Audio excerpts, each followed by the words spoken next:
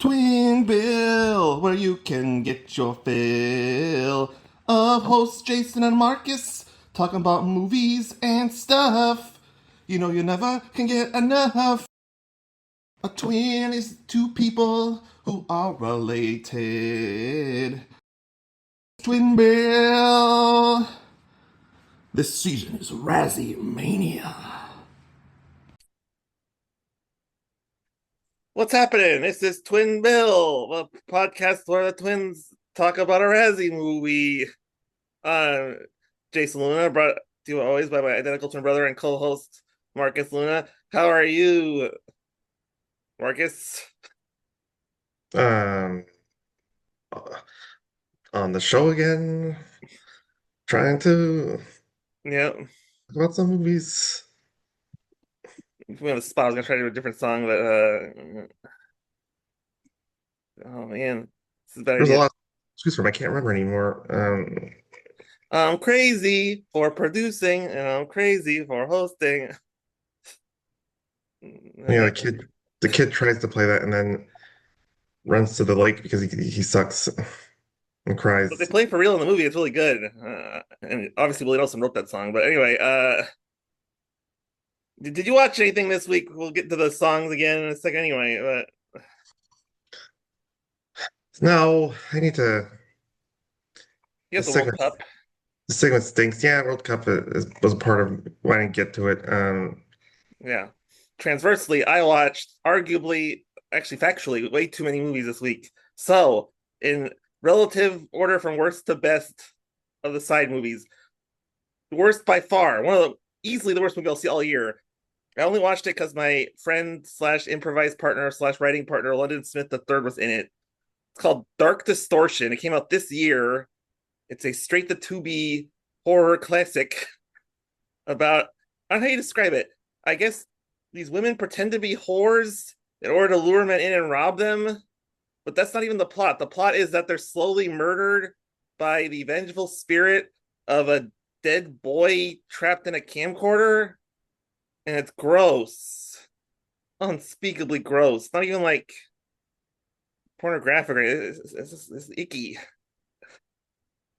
poorly made, etc. Yes. And then I don't know if you've seen this or not. I watched Strange World, the cataclysmic bomb of a Disney animation production. Strange World. Oh, Jake Gyllenhaal. It's weird because the way it's like presented with the title sequences and stuff, it's and the action of the movie, it's sort of like a throwback to like stuff I like, early 20th century adventure novels like Lost Horizon and other things I can't think of, but very very like Jules Verne stuff. But it was kind of mediocre as a movie, and they really were pushing this whole woke thing where the teenage son was misunderstood and he was right all along. It was kind of annoying, but but if you like Disney, I would obviously recommend. It's got good production value or whatever. But it was meh, meh.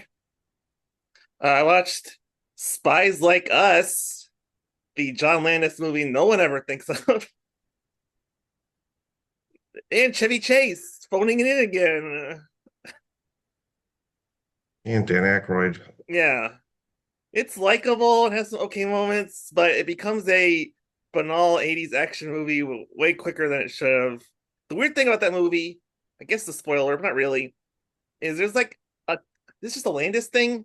He just put like a ton of directors in it. It's like Frank Oz works for the CIA. Sam Raimi and Joel Cohen are in one scene together. Uh, Ray Harryhausen has a small part in the movie. I mean, yeah, and there was another one too. Very very quirky, almost Spielbergian casting device. Does love his cameos. He, Yeah, yeah, it definitely added to the movie for sure. But anyway, it was okay. And then movie I definitely recommend: The Kid Detective with Adam Brody. It's a indie movie about a kind of like a little Hardy Boy type kid who was like a genius when he was 12, and now he's like 20 something, still trying to run a detective agency. very poignant and clever and funny and all that. Yeah, hits all the beats. Very good. Yeah, the movie is. I was gonna say it, not as good as The Kid Detective. It's not horrible. Honeysuckle Rose. Transition. Yeah. Let's talk about the production. Had you heard of Jerry Schatzberg before this movie? The name sounded familiar, but then looking at his filmography, I can't say I've seen one of his films before this I haven't movie. seen it, but he did have one very famous movie. He's kind of a one-hit wonder, honestly, because in 1971 he directed the Al Pacino acting fest heroin movie Panic at Needle Park. They kind of made his and Pacino's career pretty much. And then 4 years before Honeysuckle Rose, he directed a very odd premise for a movie. It's called Sweet Revenge. Stockard Channing is a teenage car thief who is angling to steal an expensive sports car. Just is kind of limited in scope, but I guess it's supposed to be character piece, but it's also supposed to be a wacky comedy too. But yeah, Hmm. That uh, you're that you're in a Cannes Film Festival. yeah. So this movie has three screenwriters, and it's in the credits. It's based on a movie with two other writers. You know, it's a good movie. You have technically five writers on a movie, but let's get to it. Writer number one, John Binder.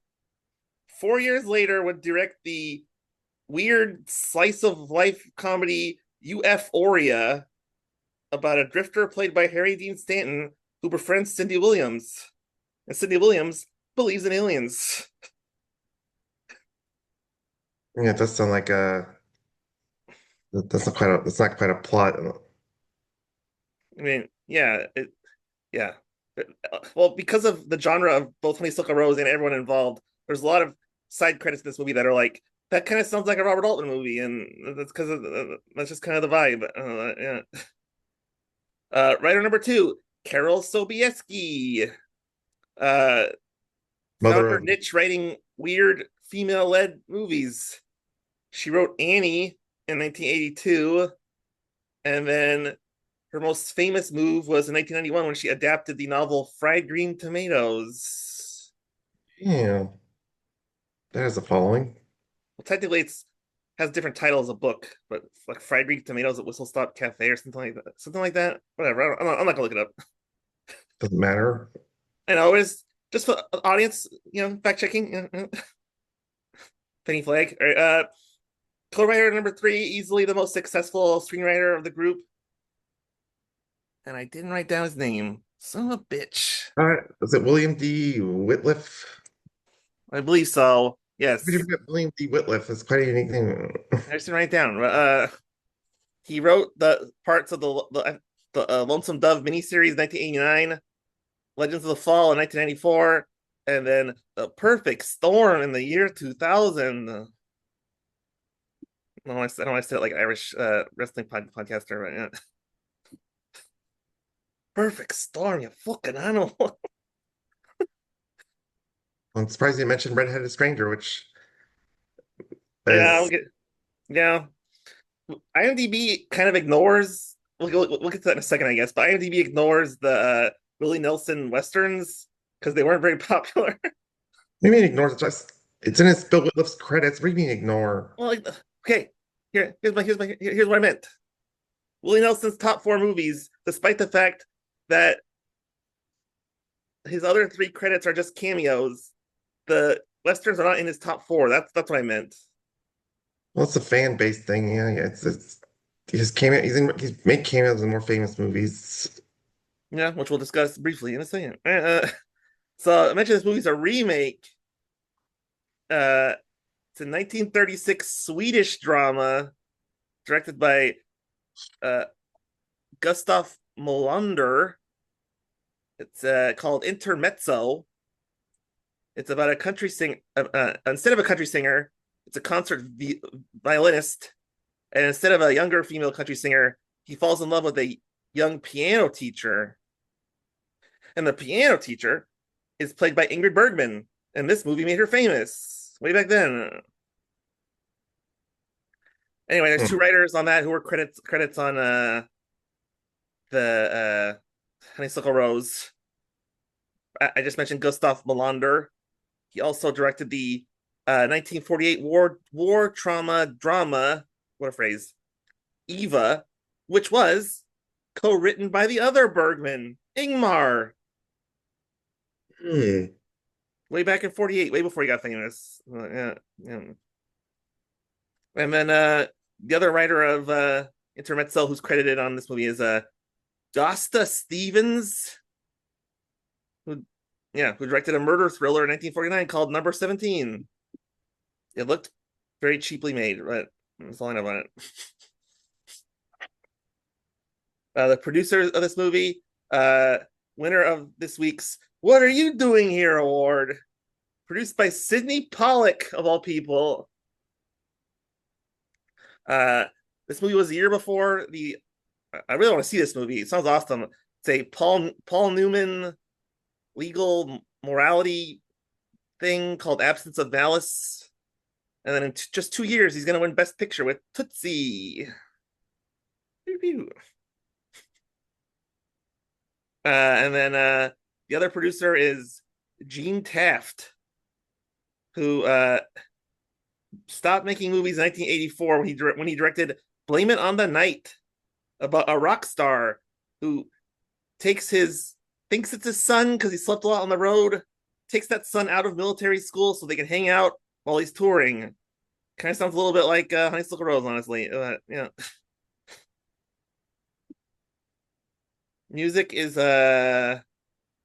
by Richard Baskin, uh, most famous for compiling or working on the soundtrack for Nashville, which won Best Song for I'm Easy in 1975.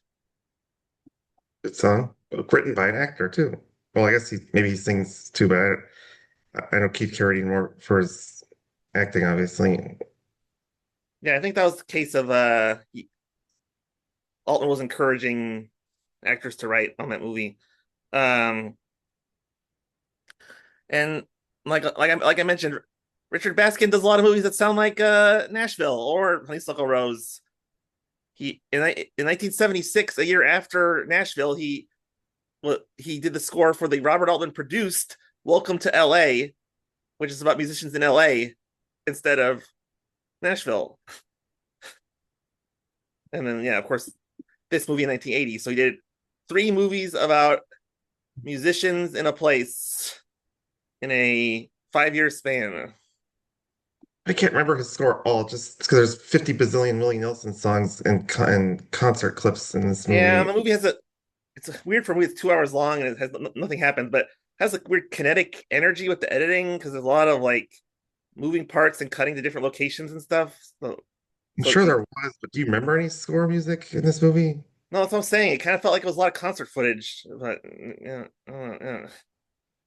Maybe he got credit for writing some of it because there's Willie to I'm sure. Willie's credit. He wrote his Yeah, most famous. He wrote his most famous song for this movie and got nominated for an Oscar for it. yeah. I mean, I don't know. There must be score in this, otherwise there would be the credit there. But I don't know. Same thing. Actually, that's kind of similar to Nashville. The most famous parts of Nashville are not Richard Baskin's score, but yeah,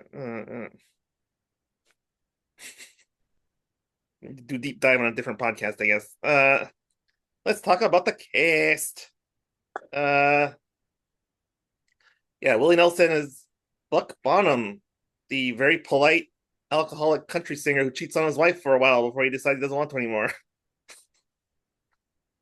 Uh, yeah, As like I got confused with the IMDb thing. I didn't think he started any other movies, but he started at least two major westerns or being major westerns in the 1980s. Redheaded Stranger, and there's another one that came out right after this movie. Yeah, yep. And I don't know if we'll talk about this later, so I'll just say it now. I did not think he was a very good actor in this movie. It's a lot of stiff reaction shots. uh, I don't know. Screenplay. I feel like screenplay direction focused on his singing, so they didn't care if he acted. So why should he care? I don't know. But yeah, I guess he didn't. seem emotionally invested if you think about it really. Doesn't seem that happy when good things happen or sad when bad things happen. Because I mean, there is a lot of music and stuff, but when he's arguing or talking to his wife, it just doesn't seem like I don't know. Well, I expect more of a dynamic range in his reactions, but yeah, that's partially the director and the screenplay though, I guess. But, yeah. Oh yeah, and he was in Wag the Dog in 1997. Fun fact. Remember that he's He played part it. of the Sorry, go ahead. Sorry. part of the group hired to pretend he's involved in the conspiracy, right? To Yeah, I think. All I was gonna say is that he doesn't play Willie Nelson in that movie. It's some other country singer, but yeah. And then we have uh Diane Cannon as Viv Bonham, Buck's long-suffering wife, who forgives him at the end because it's the end of the movie. It's a rough year for the Academy Award winner because she directed a short that won or something, and multiple time acting nominee because she had to be married to Willie Nelson who was cheating on her, and she had to kiss Robert Blake in Coast to Coast. So she somewhat redeemed herself. I thought she did better in this movie, acting wise, than Coast to Coast.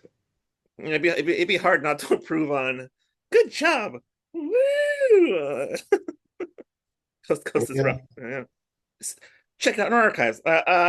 We also have Amy Irving as Lily Ramsey, the guitar tutor for Willie Nelson's son, who later tours with Willie Nelson and briefly sleeps with him. This is kind of like the end of the road for Amy Irving being a leads in movies. There was this in the competition in 1980, but I didn't see a lot on IMDb after this. A lot of that was being married to Steven Spielberg. She did have a small bit part in Traffic all the way in 2000. Yeah. And we can talk more about her acting with the awards. And then, but finish off the cast. Slim Pickens, a runner-up on the "What Are You Doing Here" award. At least he's actually pretty good in the movie. But Garland Ramsey, recently retired member of Buck's band, and basically just there because he's Lily's dad. And yeah. I don't know if you looked it up, but he died 3 years after the movie came out, which is crazy. I mean, yeah. He did look very large in this movie, so and old, so it's not a good success for good way of living to be alive much longer. So he had I don't remember him, but he had a bit part in The Howling a year after this. But of course, everyone will remember him either as the surly cowboy bad guy in Blazing Saddles or the guy who sits on a bomb that's falling out of an airplane in Doctor Strangelove. Both It's kind of excellent hard. parts. Yeah, yeah. It's kind of hard to recognize a young Slim Pickens, in my opinion, in Doctor Strangelove. More recognizable to type in Blazing Saddles, I would say. Yeah. Yeah. I mean, he still has a southern accent, but this Honeysuckle Rose and Blazing Saddles are definitely the two peak ornery, angry Slim Pickens that he was famous for. But, yeah. He's also one of the bazillion people who had a cameo in Skidoo, legendary bad film that would have had Razzies written all over it, but was about 14 years or whatever before the Razzies were Skidoo, started. Skidoo is ahead of its time. Take that quote right down. Yeah. All right. I have something unusual on this version of talking about the title of the movie because it's borderline a trivia quiz. Do you know why the movie is called Honeysuckle Rose? There's a real life reason, not just a screenwriter's decision or whatever. No, behind the scenes is a scramble to finish the movie, so I didn't watch your trailer or your other clip you sent me, so Okay, well, just less more me knowledge. talking, which is good. All right, Honeysuckle Rose is the real life tour bus used by Willie Nelson to this day if he's still touring. But yeah. Seems like he's moving around pretty good, so I imagine he's still touring, but that's Anyway, just fictional movie named after a real bus. Do you know why Willie Nelson named his tour bus Honeysuckle Rose? Honeysuckle Rose is best strain of weed. It's a good guess, but it's actually because of the 1928 Fats Waller song, which I also sent you. But yeah, whatever. If later on I go back, it's a good song. Yeah, anyway, kind of a jazzy Charleston-ish ditty. Do you know why Fats Waller called his song "Honeysuckle Rose"? It's a real life reason. His wife was named Rose, and Rose loved the taste of honey. Let's just get this over with. Because his lyricist, who wrote the lyrics to the song, watched a 1924 Harlem nightclub review featuring girls known as the Honeysuckle Rosebuds. Sounds like porn, but I guess not. I mean, yeah, Rosebud is literally a Urban Dictionary illusion. I'm not going to get into it here, but yikes! And then, by the way, alternate title for this movie used in some markets, I guess, is "On the Road Again," which would have been a much better title, honestly. Not much better, but it would have made sense. Yeah, watch this whole movie and the title just you think it's an actual plant or something. I don't know. And it's I guess it makes sense it's named after a song in hindsight because it's all this movie is songs. The title as a plant vaguely harkens to the desert Texas vibe, I guess. Yeah. Let's talk about the poster. It's right here. I guess I'll do the I'm gonna say Vanna White. That's not what it is, but take a look. Uh it's a very well drawn poster, good penmanship, likenesses of characters and stuff. Uh there's two weird things about this poster. One, that bus in the corner, when I saw the poster from a distance on my computer, it looked like the bus was like broken down and that guy sleeping on the axle was dead. Okay, yeah, I guess if you haven't seen the movie, you could think people die in this movie. And then the weirdest thing about this movie is like you got Diane Cannon and Amy Irving sort of posing in front of Willie Nelson, especially Diane Cannon because her shirt's like not like illegally, but it's open. Kind of looks suggestive, like they're posing, and then that pose in front of that face that Willie Nelson's making, it kind of looks like he's gonna he's gonna have sex with these two women at the same time. It's kind of what it looks like. Yes, that, I don't know. You and your fantasies. I don't know. My fan, my Honeysuckle Rose fanfic or It's something. comedy poster where everyone involves smiling. I don't know. I guess. I mean, it's not. Yeah, it's fine. It does. There's better ways to be like, oh, they're competing for his affection. Because I don't. It's not really. It's got funny moments, but I don't think it's a comedy movie. But I don't know. Guess we get it. It's like it's a romantic film. It's about love.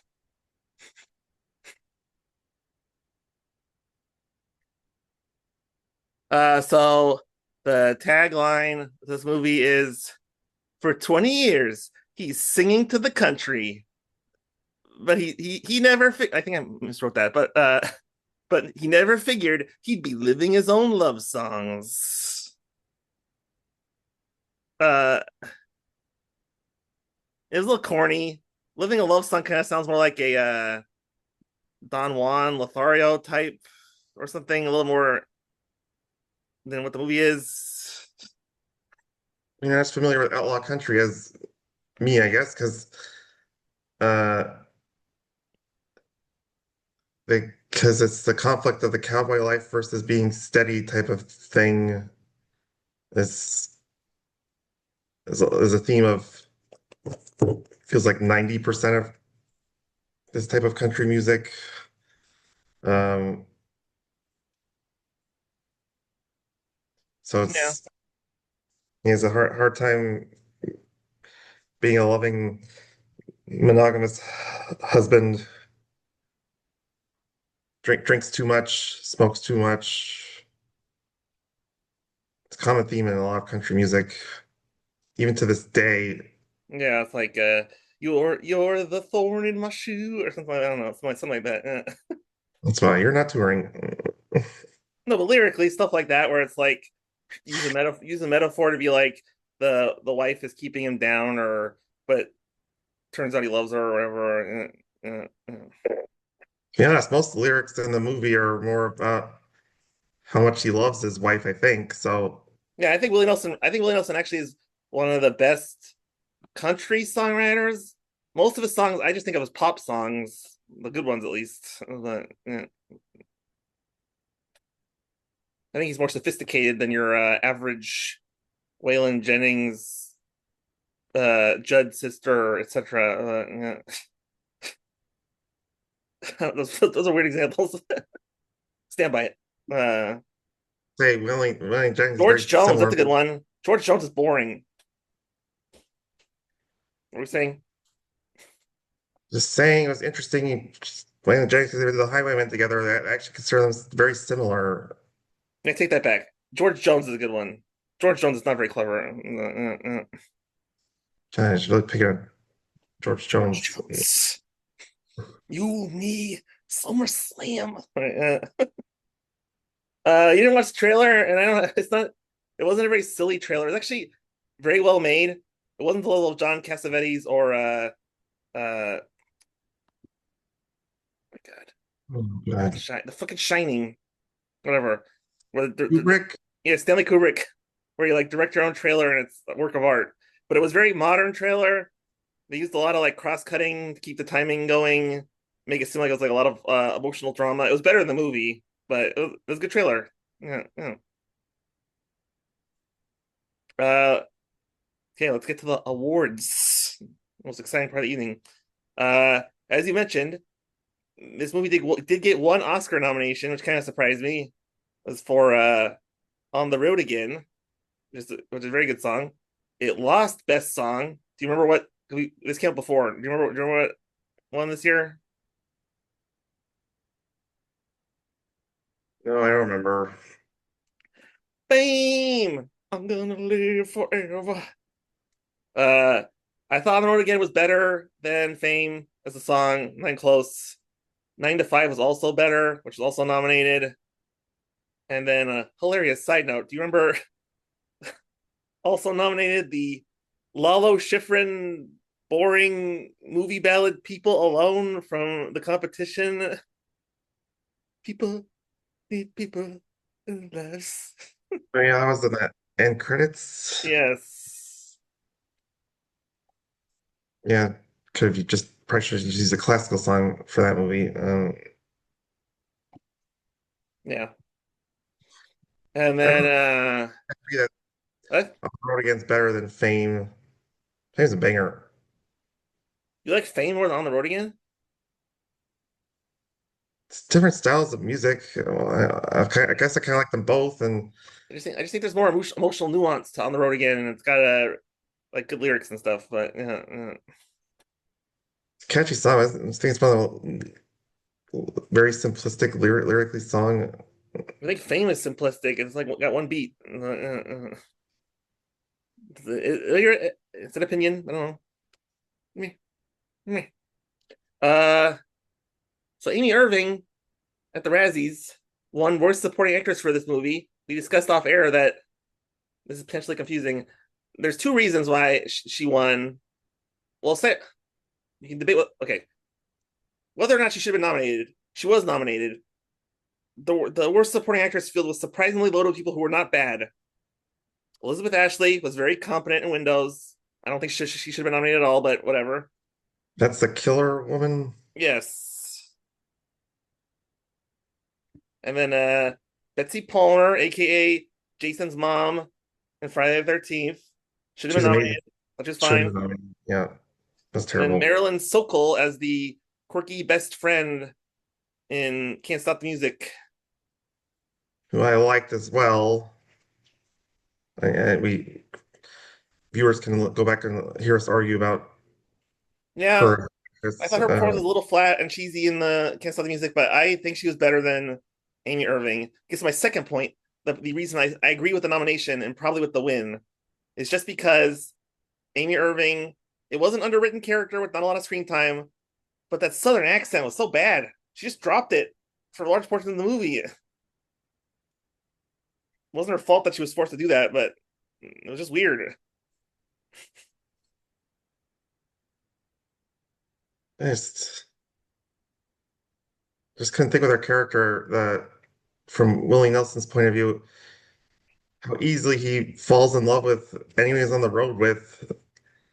Didn't make sense. And it's somewhat, it's technically not incestuous because he's not related to her, but it's his best friend ever goes to his big family reunion type parties. His daughter, he's known her since she was a baby.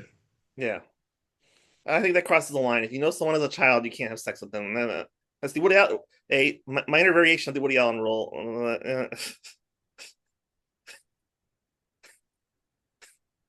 Jeez, I didn't want to come up today. Get talk to my therapist. Okay, but yeah. So also, she was nominated for the Stinkers Bad Movie Award for Worst Supporting Actress. She lost to Rhonda Bates in the I never heard of this Meatloaf as a roadie comedy with the very clever name of Roadie. I actually was thinking about watching this movie. You can make a good movie from the perspective of a roadie, but I was thinking more of from a dramatic point of view. I imagine that Meatloaf movie is trying for a comedy, but It's definitely a comedy, but trying to think if there's another movie that's roadie based. I mean, there's like good roadie characters like Wayne's World, Chris Farley, and there's other ones, but yeah, I'm sure there's roadies in like Spinal Tap or something. But yeah, yeah, it's hard to think of a main character being a roadie because obviously care more about the musicians for usually. yeah. And there's not much craft or motivation to a roadie other than need a job. Well, I like the music. All right, so let's a little bit of time, so let's start. We can at least start the trivia break. So I wrote questions about the character actor or sub supporting cast of this movie. First question: Charles Levin played the comically nerdy member of Willie's band, and in his career, he played a lot of TV reporters and businessmen. He played a businessman named Ordway in what 1988 movie that gave the world, "Ugh, what's that smell? Dookie. Dookie. Raw." Oh God, it's the Hulk Hogan movie.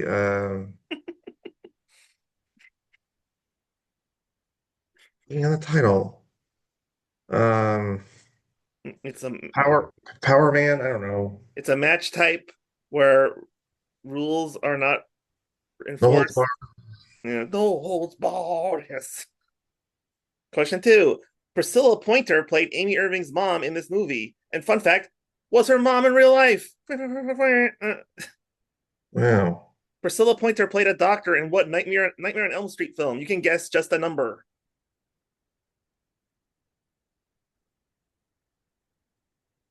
I guess it's probably the one where the girl's fighting for the soul of her unborn baby. So is that five? Good guess, but it's actually three. The Dream Warrior. Probably the second most well-liked one in the bunch. Yeah. I think it's not close, yeah. Uh Mickey Rooney Jr. is in this movie. Yep. Anyway, Mickey Rooney Sr. told Milhouse Van Houten that he's a good actor. Blank good. The blank is what old timey actor who was in the King Mutiny and whose first name sounds like a car. Wow, it's deep cut. Ford Fairlane. You're good. Van Johnson good. A fan sounds like a car. Whatever. Yeah, I could have cut that clue, but whatever. Pepe Serna plays Rooster. What a sentence. Pepe Serna also played Reno, Nevada in what surrealist action adventure comedy starring Peter Weller as a rock star physicist? To be clear, he's an actual rock star and a physicist. Well, it narrows it down. The Adventures of Buckaroo Banzai in the 10th Dimension, or whatever the full I title didn't is. bother with the subtitle, but I think it's Eighth Dimension. But you got it, whatever. And then Lane Smith plays the very annoying manager of Mickey Rooney Jr. I want 10%, 10%, Oh, 10%, oh, 10%. Carol, oh, Carol, to you. Uh, I recognize him first and foremost as playing what character in the Superman universe? Perry White on the Adventures of Lois and Clark. Yes. Uh, oh yeah. We're at the portion of the break too, but at the technical Oscars, the only thing I wanted to mention was the cinematography was surprisingly strong. They had a lot of wide shots of the town and the country life or whatever. Did you ever see Heaven's Gate? It's not No, animated, but that movie had a cartoonish amount of like vistas and plan shots and stuff. Kind of reminded me of that a little bit with its southern wide shots. Any other technical stuff you want to talk about? well, you didn't talk about the fact that Robbie Mueller as a basically Vim Vendor's cinematographer of choice. I don't think I've actually seen any of Vim Vendor's movies. And he actually did. He got Jim Jarmusch as well. Both like the wide shots of a landscape, pretty traditional cinematography technique, honestly. But yeah. Okay, break. All right, it's time for the awards that I made up. Uh, let's do best scene in the movie. You know it's a good movie because I had two scenes to choose from. uh, I put whatever the county fair or whatever it was near the beginning. I liked the wide shots and the selection of pies. It was very delicious. And then probably the real candidate, Diane Cannon, divorcing Willie Nelson on stage. Okay, so better scene because it has more gravitas as the second one, but it's definitely not a county fair. It's literally just a big party but at Garland's place. Oh, It's like a family reunion, sort of like a hoedown for the whole city. I don't know. got it. But yes, I agree that it's actually the whole thing about the adultery being revealed is very mild, but waiting for the whole movie. You said there was just blinking Amy Irving for a long time, for a short time, but I thought it felt like a while because they had a montage of them dating and stuff. Um, and then Yeah, it felt several scenes later that it just making out with her on stage with Diane Cannon watching. yeah, it mostly felt short to me because just sort of abruptly ends, and then obviously they get to get the married couple gets back together at the end, so it just didn't feel, I guess, uneventful more than short period of time, but it kind of felt like that. Yeah, yeah. No, it's the whole thing about. I'm gonna get to it now about the usually when the adultery gets revealed, if there's a redemption arc, the character has to feel some sort of pain.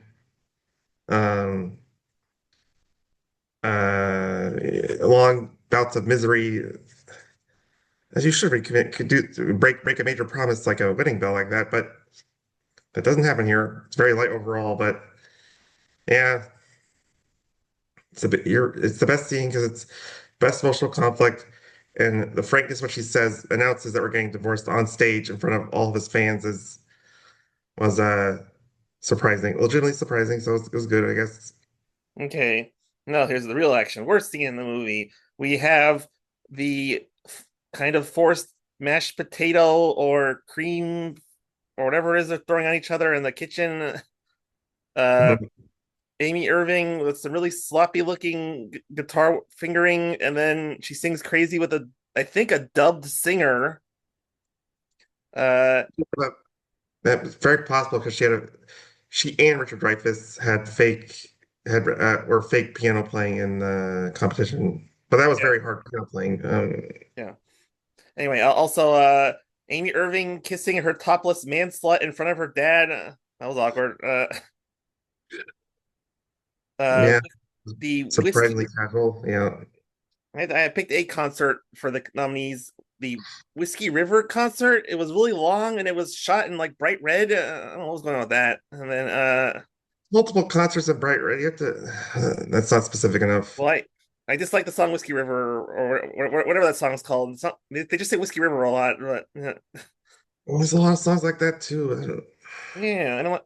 Fine, it's an umbrella. It's an umbrella nominee for whichever concert with red lighting and Whiskey River you don't like. Okay, yeah.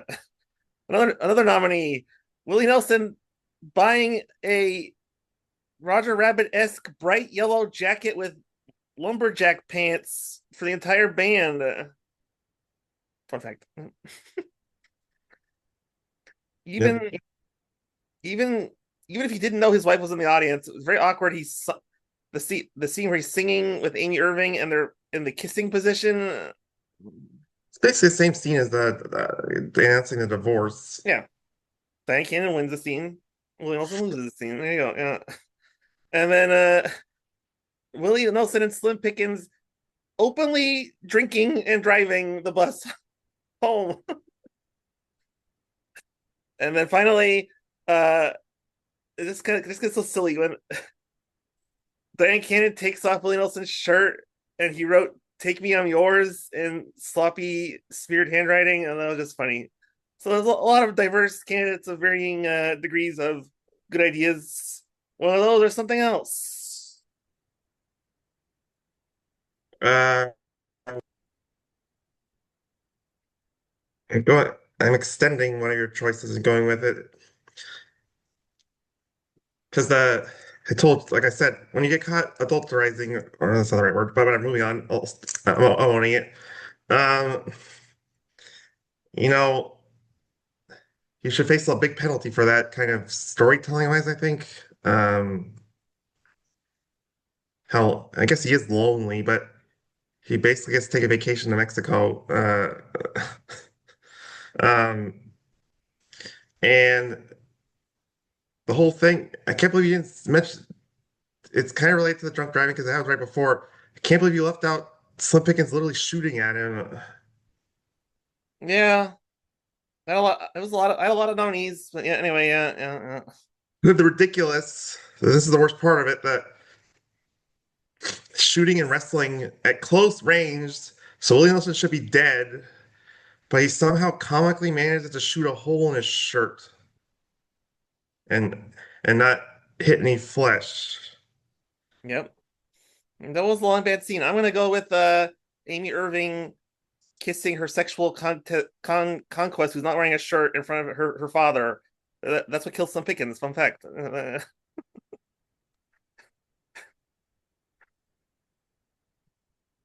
That was gross. Yeah, it's built to that because of their lovey-dovey kissing and PDA in public in the montage and stuff. I don't know. Yeah, you gotta have more. Yeah, whatever. Yeah, whatever. Yeah. Okay. Let's do best quote in the movie, and these are all these are all songs because that's the best talking in the movie. So nominees are "On the Road Again," Willie Nelson's version of "Crazy," that one duet between Willie Nelson and Diane Cannon with loopy lyrics. I like that one a lot. It was Which one? Is that the one at the end or there's another the one in duet? the middle. It's like "Loving You is easier than anything I'll do again," and So then this is that that's at the big party then? I think they play on stage. Is that at a party? Because I don't think she ever tours with him like an actual Yeah, concert. there was a party with a stage, one of the scenes, and then last Which song nominee is Amazing Grace with that sweet drum fill. The best version of Amazing Grace ever. What? No, Best it version of Amazing Grace than this movie? was a good version. One Uh, of those, a real quote, or something else. no. Fine, I guess I'll go with a real quote and be cheesy and just steal from what you just talked about, but no, it's not good enough. I was gonna say that I'm not saying we're getting a divorce, but that wasn't even that good. A quote per se. It was good dramatic tension, I guess. But I don't know. It's a tie between a lot of his songs, to be honest. But I guess I don't want to go tie, so I'll just go around the road again. I like the song. Even though I said criticized earlier in the podcast for simplistic lyrics, I still like the song. Um, That's a good one. I'm gonna go with his version of Crazy. I prefer it to the very good lady version. you just call it, you don't even give her credit saying Patsy Cline's name. You just call I'm it an Lady, old man, Marcus. I can't remember names. the lady version. Hello, ladies. What's her name? Patsy Cline, I just said it. Okay, Zoom. I can't hear you sometimes. Anyway, now the real action is worst quotes. Just the way that she said it, and it was so matter of fact. Is like Diane Cannon. When you're on the road, do you sleep with many other women? Book. And then all timer awkward quote. The bartender at I guess it's Slim Pickens' party or whatever. He's telling a story partway through, and he's like, "He was trying to kill me." I remember him getting very drunk. Just bad service. Your bartender should not be drinking from the supply. Yeah. And then Willie Nelson explaining to Amy Irving that, at some concerts we put chicken wire up front so they can't hit us with the beer bottles. I know some audiences don't know that that's a thing from Blues Brothers the same year of this movie, but that's kind of dumb. Yeah. well, you actually misquoting. You said there at this concert there was chicken wire. Oh, It was well, so bad there was chicken wire in front of the stage or something like that. It was and then a blanket quote award for Amy Irving's forgotten Southern accent at times. a blanket quote word. That's convenient. Uh, Nominee for that one song where Amy and Willie are singing on stage together. I can't remember which one that was, but it was bad. And then and Di- blanket award for Diane Cannon's singing double. One of those is something else. I'm stunned that you. Well, I guess because you mentioned. You were thinking about the cream fight or whatever it was. Uh, you don't remember when the fight was over and Willie Nelson was very horny throughout the movie, gets turned on by the whole deal, and decides he's gonna take Diane Cannon to bed. And You probably black this out. Yes. it's the kid who's barely in the movie, by the way. And there's no one around for him to laugh at his comment. But he says, as he's carrying her to bed, he says, "That's my daddy." It's a commercial. Uh, yeah, that's a good one. I'll have to go with the bartender. He was trying to kill me, or whatever he was doing. That was some masterclass of awkward acting. Just on that note, that's the closest this movie gets to comedy is the hijinks of the people around Willie, I'd say. I guess the Willie riding on his stomach, you're all mine, or whatever the fucking Take me, whatever, I'm yours. whatever, it doesn't matter. Like the cheating on the drummer's girlfriend in the bus. Um, Yeah. Or the whole character of Mickey Rooney Jr. There's a lot of things that just kind of get swept under the rug a lot. But, could tell they're gags, but I wasn't even close to laughing at any of them. Those hijinks. you didn't laugh at Lane Smith's persistence of talking. No, I actually thought it would have been. I, I thought the exact opposite, which is it would have been better screenwriting if and more tension to the because he promised to kick Amy Irving out of the band once Cotton, that's the name of the Mickey Rooney Jr.'s character, is available. Yeah. It would have had more conflict if Cotton was a talented guitarist, who dressed normally, didn't have crazy demands. But they went the stupid, silly route where he wears a horribly tacky outfit and has a manager who is obsessed with making money and borderline evil. Um, and Mickey Rooney Jr. is evil because he says, "Shut up, bitch! I know why you're in the band because you're fucking him in the sheets." I wish he was that graphic, but he didn't, he didn't say exactly Well, I think that. yeah, in a better movie, people would have at least partially agreed with him because he is sleeping with Amy Irving. No, but we're increased the tension. Why they chose to make Amy Irving so likable with the band and everything? Yeah, yeah. This movie has a problem with generally with low stakes and low dramatic beats for drama. Yeah, yeah, Nothing really happens if you think about it. yeah. Even like the bare bones of like what the tour is. It's not really there's no beginning, middle, end to that either. It's just like he goes on the road a lot, on the road And again. he always has tons of fans who love him, and he has a big band that always love him. I mean, they give each other little shit here and there on the bus, but Yeah, yeah. The nerdy guy should have left. That was another good dramatic possibility, but right, because he's the voice of reason at certain points. Yeah. he was just okay.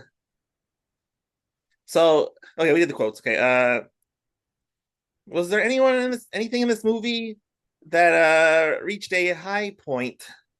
I would argue this was the high point of Willie Nelson's foray into being a movie star, and the fact that On the Road Again came out of this movie sort of cements that a little bit. That's the only one I thought of.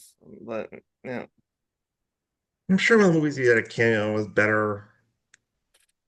like uh, I know he's in Half Baked. I haven't seen that, and I know he's in.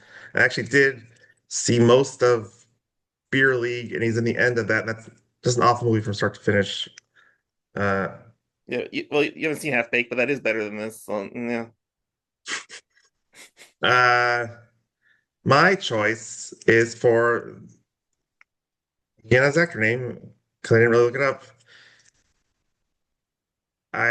You're supposed to like him, I guess, but I like the voice of character and Sid. Sid with Sid, and they should have done more with that. Um, and Which I haven't character? seen Sid, the guy who was in No Holds Barred. Oh, yeah. This is like his biggest role by far in his career, which is bizarre because he worked for 20 years after this, but it's just small parts like in No Holds Barred. Yeah, yeah. Uh, I'm tempted to say Diane Can. I thought about Diane Can because she improved, but it wasn't that great. So And you haven't seen like her prime Revenge of the Pink Panther or Bob and Carol and Ted and Alice. is she also Heaven Can Wait or something? Yeah, she's a smaller part, but yeah, Souls are all better than this easily. And then have a couple low points. Uh, could argue Willie Nelson for this as well, just because it's sort of his primetime career kind of ended after this. I think Amy Irving is the big loser. I don't know if she actually got a bad rep from this movie, but it seemed like her career kind of went downhill as a leading actress right after this, and I didn't think she was that great in this. But yeah, Uh, no, it's a lot of people acting like country bumpkins that I'm never going to see in another movie probably. It's pretty low. I would place that general group below Amy Irving. Well, I actually find very likable. I thought she was a lot better in the competition, actually. But yeah, I'm gonna say I like her more than that, but I don't want to get too deep into it. But I think the Razzies. and a certain extent, you get giving a little bit too hard of a time for this. Yeah, I mean, but yeah, just a weird year for the category in general, I guess, because no one's that bad in the nominees. But only other low light I could think of is Slim Pickens. He does a good job in this movie, but uh, he had a really good streak of being in good movies before this. Well, just two mostly, but it's just kind of weird. Yeah, Nope, I think he does too good a job playing the aged yeah, guitarist who's retiring. yes. I To be also mentioned actually, at a oh, go low ahead. point, Sorry, go but ahead. I think he did a good job. But I wouldn't put him in the high point because he Blazing Saddles is a hard what that level of performance is hard to beat in any movie. Yeah. Speaking of Slim Pickens, let's go to the Andre Dawson 1988 or whatever award for best MVP of the movie. Nominees are Slim Pickens for competent dramatic performance, Willie Nelson for writing a bazillion excellent songs, or Robbie Mueller for his competent Western white shot cinematography. One of those or something else. I wouldn't pick him to win, but whoever did the sound of this movie, I think the concert sounded great. Um, Yeah, it's a well constructed movie on a technical level. uh, it's really definitely not Willie. Whatever. Listening to music on Spotify is more fun than listening to it in this. Uh, I guess I'll give for Mike. I was just defending him. But I'll give it to Slim Pickens. I agree. Previous stated reasons. I do have a certain soft spot for the cinematography and the remind me of Michael Cimino a little bit, but or other artistic directors. But yeah, Pickens had went above and beyond. Arguably could have got more awards buzz, especially because he's gonna die in 3 freaking years. Yeah. All right, time for the Gario your premium throwing an interception in the Super Bowl award for least a VP or whatever you want to call it. Nominees are the screenplay, Willie Nelson's acting ability, Diane Cannon, Amy Irving, Lane Smith's really annoying dialogue, or once again that yellow Roger Rabbit suit that Willie Nelson makes everyone wear. One of those or something else. It's easily a lazy screenwriting comedy that's not funny, and then an adultery thing, which just I'm gonna hang out in Mexico for 3 weeks, and when I come back, we're gonna pretend like this never happened. Yeah, I guess it goes to screenwriting, but I would go with Lane Smith and the waste of the Mickey Rooney Jr. character. This is unbearable. But, Yeah, because they it's a term for it in literature and screenwriting, right? Where I guess it's foreshadowing, I guess, or well, it's like more like dramatic tension. That you introduce something that has a timeline to the story that will cause a conflict when it arises. Because they lay out that oh Amy yeah, Irving, like a yeah, it's like a seed or a pipe they call it sometimes, or a ticking time bomb or whatever. because Amy Irving only been the band for a few weeks before this guy comes, and then they blow it. But like I said before, by making the manager and Mickey Rooney Jr. the most annoying person that no one could possibly like. Um, Yep. All right. Let's talk about a quote unquote new category for this week, the Critics Corner, which I pull famous critics review of this movie and we briefly discuss it. Roger Ebert pretty much nailed this movie exactly. He was kind of entertaining. There's some okay moments in it, but it's a very superficial story, especially for a drama. Like we were talking about, not only is adultery brought up and peacefully resolved in a weird way, also alcoholism just exists as a benevolent entity in this movie. Like no one crashes on alcohol or has to give up drinking or anything. It's just like they just drink a lot and the movie keeps going. yeah, it's the only people who could enjoy it are people who really love Willie Nelson's music, I think. But then I don't know. I don't. Yeah, I don't see how the drama slash comedy would draw you in. Nope, it was pretty But mild. mildly pleasant, I guess. Otherwise, if you take out the key tenet to storytelling, It's one of those things like if you've watched if you're a big fan of early '80s melodrama drama and you've seen everything else, this is fine, but it's not like worth seeking out on its own merits. Yeah. I was thinking this when I was watching it. It's kind of like if it was the last waltz, but Martin Scorsese wrote in scenes of them having comedy slash drama backstage, fictional. It felt like a music documentary Yeah. And then with. yeah, I was just gonna say because Last Waltz is so tightly edited that the non-musical parts in Last Waltz are way better in this movie, like Robbie Robertson interviews and stuff. But yeah. So how's this? Let's talk about how this goes in the Razzie Pantheon. I think we basically already said this, but it's like it's not particularly good or recommendable, but it's not horrible. So it's kind of like smack dab in the middle of like it's a fine movie, but not a. It's not The Island or the Change of Seasons. Change of Seasons. Not. It's not you know torturous to sit through. It's fine. I had similar feelings watching this to Raise the Titanic, in that there are things, little bits, not the same things, because there's no music, there's no singing in Raise the Titanic, but there's things I like in Raise the Titanic, but it ultimately fails, I guess. And that's kind of how I describe this movie. Looks great, sounds great, but then the storytelling is awful. So it's probably upper mid as a result. Nowhere near Shining or Gloria, but much better than The Island, Blue Lagoon, The Formula, that type of yuck. Yep. All right. Before we go, let's see if Marcus can guess the next movie, and he probably can. But this is the last worst supporting actress nominee in 1980.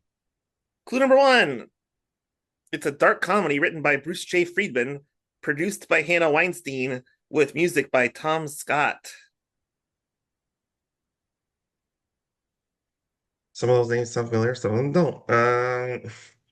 Give you, yeah. Dark comedy. Killing My Sister. There's a reason I couldn't lead with the big names on this movie, but clue number two: it's directed by Sidney Poitier. Sidney Poitier, director. Yep. Did he direct like Silver Streak or something? Clue number three: stars Richard Pryor.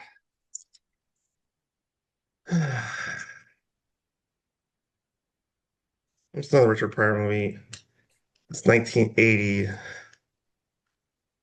God, is this Brewster's Millions or something? Nope. Clue number four: it also stars Gene Wilder. Really narrows it down. Well, in a way, it does, just not for you. But yeah. It's torturous. Fine. It's way too. This movie came out way later in 1980, but Speak No Evil, See No Evil, Hear No Evil, whatever it's called. Nope. Clue number five: it's the one where they're in prison.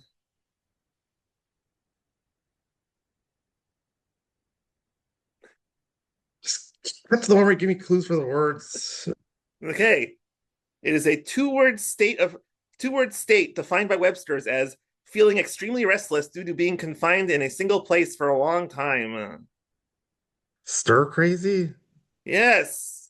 A movie way more famous than Marcus is guessing would imply. And are continuing our streak of at least like I think four movies with positive Rotten Tomatoes that the Razzies nominated. Available on Tubi for free. Cool. So we'll see it next week on Then Bill, hopefully the World Cup will not leave Marcus feeling stir crazy. I don't know. Okay. Until next week, Then Bill. Book me on your shows, or let's be best friends and hang out, maybe. I don't know.